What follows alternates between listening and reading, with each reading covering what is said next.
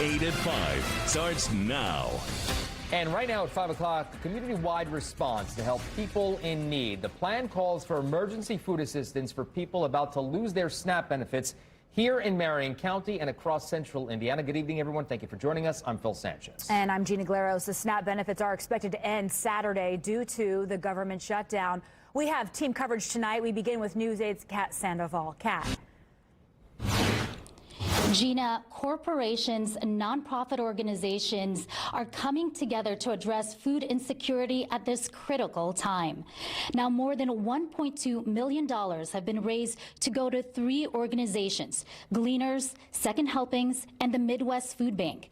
The United Way of Central Indiana, the mayor's office, and other companies and organizations announced this emergency food relief fund. This Saturday, about 600,000 Hoosiers who depend on SNAP won't get their benefits. And in central Indiana, that number comes down to about 150,000 people. Now, joining me now is Fred Glass from Gleaners. Fred, why don't you tell us, how will this funding benefit your organization? Yeah, absolutely. You know, it's easy to be dejected and discouraged during this time when they're cutting SNAP benefits for these people that have been expecting them and using them for so long. But I get encouraged and optimistic even when, as you were describing, the corporate community, religious community, government comes together to provide this money. So it'll convert into about 7.2 million meals that we'll be able to provide for people facing hunger through pantries, mobile pantries, and other ways that they acquire their food. And Fred, for the families who are watching, if there is a message that you have for them, what would that be? My main message would be, this isn't your fault. And don't be stigmatized and refuse help in other ways. There are food pantries all throughout Marion County and central Indiana. They can go to gleaners.org and hit find help and find where they can get charitable food. The fact of the matter is the federal government provides 9 meals for every meal the charitable food system provides, so we can't fill the whole gap, but we want to be there as a trusted, reliable partner to do our best to keep them together while hopefully the federal government decides to reinstate SNAP.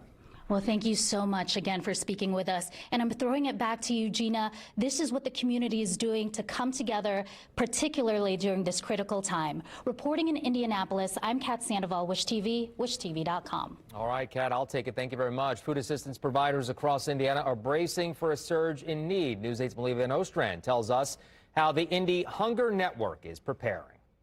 From food banks to community meal sites, organizations are working together to make sure that no one goes hungry. The Indiana Hunger Network says the demand for assistance has continued to climb. Uncertainty is growing for thousands of Indiana families who rely on food assistance each month. Indy Hunger Network consists of partners like Midwest Food Bank and Second Helpings and the Office of Public Health and Safety that provides food to local pantries. The first resource that I would encourage anybody to seek out and access is IHN's tool called Community Compass. It's an app you can download on your phone. It's a website you can visit. Community Compass is a free resource that allows users to type in their address and find the closest food pantry, meal site, or resource to them.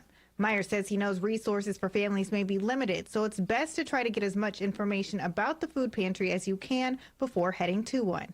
There are several pantries that do have certain foods that they like to offer specific to the people that they serve.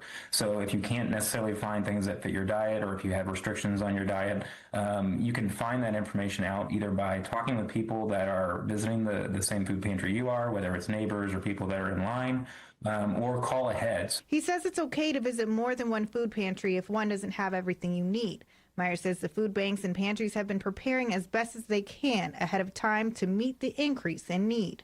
We've also done our best to communicate to the food pantry partners, like, this is coming, so be prepared. We've also been working with pantries to help find different sources of food and things to offer. And so I do know that there's work being done on their end to help prepare and kind of serve people that they may not have had to serve in the past.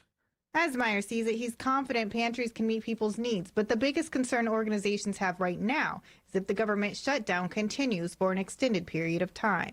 If it goes on for too long, we're going to see a lot of strain on a lot of different support systems. Our plan would be to continue those conversations and figure out how best to collaborate with one another to help in any way that we can.